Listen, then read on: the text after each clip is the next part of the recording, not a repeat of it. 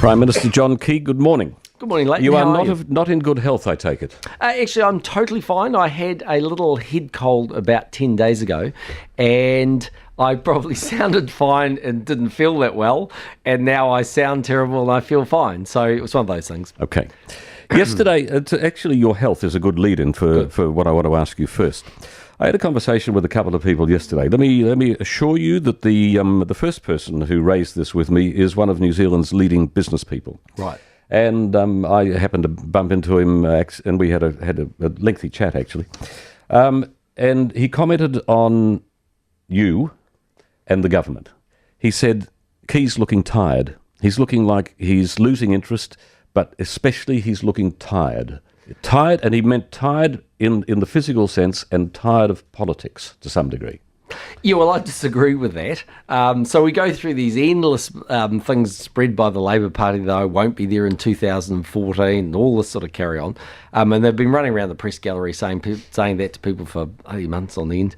And it's like wishful thinking. I'll be there in 2014. It'll be harder to win in 2014. I mean, if our voters want to get us over the line, they're going to have to push hard to get us there because we don't have exactly an abundance of coalition partners.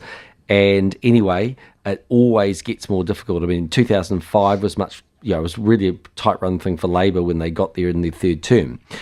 Do I look tired? Well, look, I mean, the simple facts of life are that I go to bed at sort of sometime between 12 o'clock and 1 in the morning, and I get up at 5:45.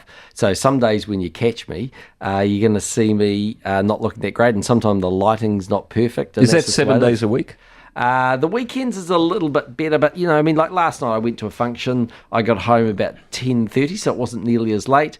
But by the time I sat down and said hello to Brian and good night to Max and a few other bits and pieces, it was probably 11:30, and then I read something quickly before I went to bed, and it was midnight.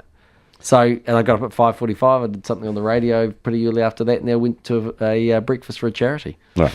So that leads to the second conversation I had, which was yesterday evening with another businessman, not quite of the same stature as the first one, but nevertheless, this man, when I said that you were in today, he wanted me to make a point to you. So I'm going to oblige him.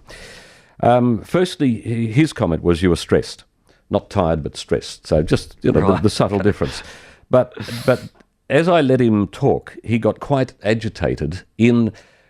Key needs to buck up, take a stand on a few things, stop falling over backwards, stop trying to compromise with everything and everybody, make a stand, and he'd find that people would flock to him. Well, for a start off, I mean, let's get a few things in perspective. We're polling exactly where we were on election night. In fact, arguably in the last TV3 poll, more than that. So if you go back, I've been Prime Minister or Leader of the Opposition now for 6 years. I've been Prime Minister for 4, Leader of the Opposition for 2. In that time, we've pretty much always polled around about 45 to 50%, and that's where we are at the moment. So there's been no change in 6 years. And no westernised government in the world can point to a record like that. I don't say that. Yes, but you're constrained by MMP, and there is a very strong feeling that is over-constraining you in that you won't take as hard a stand on some things as you should, because you have to compromise. Right, so there's always a degree of that in MMP. That is actually a statement of fact, that you have to cobble together a coalition, and that requires you at times to ameliorate a decision that you might make. On the other side of the coin, I mean, one of the things, there's a couple of things that are probably worth remembering when you look at the overall context of what's going on. We have our agenda, and this term we've been pushing pretty hard on that agenda. So when you see coverage of those issues, they will polarise people positively or negatively. So welfare reform we've been going through in quite a major way. I mean, some of the spending decisions we've made in quite a major way. Things like employment law. In a number of areas, there's a degree of controversial nature about that. The mixed ownership model. So when you see that, you'll see a more slightly more confrontational. Secondly, when you're the government, sometimes you are just what I would politely define as roadkill. You happen to be the government at the time it's happening. You shouldn't get overly stressed about it. It kind of is what it is. So, for instance, let's take the WINS kiosks where they've had access into information. So, That was as an example of a situation where they developed 6 of these. MSD, Ministry of Social Development, did absolutely the right thing, went out there and got a proper security firm to test all this stuff. They came back with a cast iron report that said, the thing's faulty, fix this is the problem, laid it out absolutely perfectly. And some bozo in there didn't. Now, why, for whatever reason, yeah, that's what Deloitte's is sorting out in their inquiry.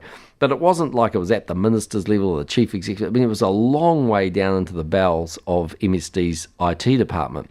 And most New Zealanders actually kind of get it, which is in an organisation of 40-odd thousand people, sometimes someone makes a mistake and it gets a little bit 40-odd thousand in central government agencies, really. And I mean, something like MSD, I think they have 1.1 million interactions with members of the public a year. I mean, it's a huge number of interactions. So I'm not condoning it. I'm not saying we don't need to get it right, but just sometimes you'll get the odd mistake. Or in the last couple of months, dare I raise it, we've spent months and months and months on the .com issue. Well, the simple facts of life are the guy came to New Zealand. He went through a process.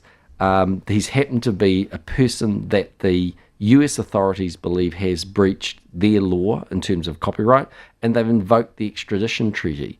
So you can have every mad person out there with a conspiracy theory if they want to have it, but there's no basis to it.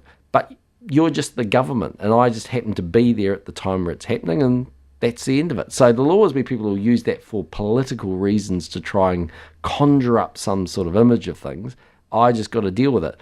I honestly don't think it's overly changed in the 4 years I've been there. I mean, we've had everything from the global financial crisis, from the RENA, the Christchurch earthquakes, Pike River, you name it, to deal with.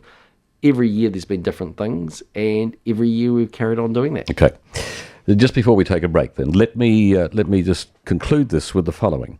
I've seen enough of you since you've been in Parliament, and certainly since you've been Prime Minister, to know that you look ahead. You are looking to the big picture. Yeah. You want to achieve things. Yeah. And yet you are constantly dealing with brush fires. And some of those brush fires are the result of some of your cabinet that I would happily suggest have let you down, have failed to perform to the level that you would hope and expect. Therefore, at some stage, you've got to wake up one morning, very likely, and say, I've had enough of this. I'm sick of brush fires. I'm getting out. Okay, so isn't there another way of looking at this? Okay, and that is that Muldoon famously once said he came and he wanted to leave New Zealand in no worse shape than he found it. And when I read but that's hardly ambitious. Well, that's my point. When I was going to say, when I read that, I thought, what a hopeless proposition to have as Prime Minister. I mean, I want to leave New Zealand in better shape than I found it. And I know it's the right thing generally speaking, for a Prime Minister to say, look, it's just, you've got to be there for this period of time. And if you're there for this period of time, it means you've been a success. And if you're less, you weren't. I've just never looked at it like that. I've always just said, when I leave Parliament and when I leave being Prime Minister, however that occurs, will eventually, because there's always your political opponents, but when things have had time to distill, will New Zealanders and historians generally say, I left the country in better shape than I found it? Personally, if I got run over by a bus after this interview today, I reckon I have so far, in so much that 4 years on, in the context of a world where it's thrown on its ear with the global financial crisis and the worst natural disaster we've had in our history, actually we've done a lot of good things. I mean, we are growing at 1.6% for the first half of the year. We've created 60,000 jobs in the last 2 years. We've got a crime rate that's falling, a health system that's improving. There's a lot of good things happening out there, but it's got to be seen in the context of a global environment that we operate in. Yes. Well, someone from the Labour Party is dialing, or maybe New Zealand First is dialing up the bus company now. Probably. Yeah.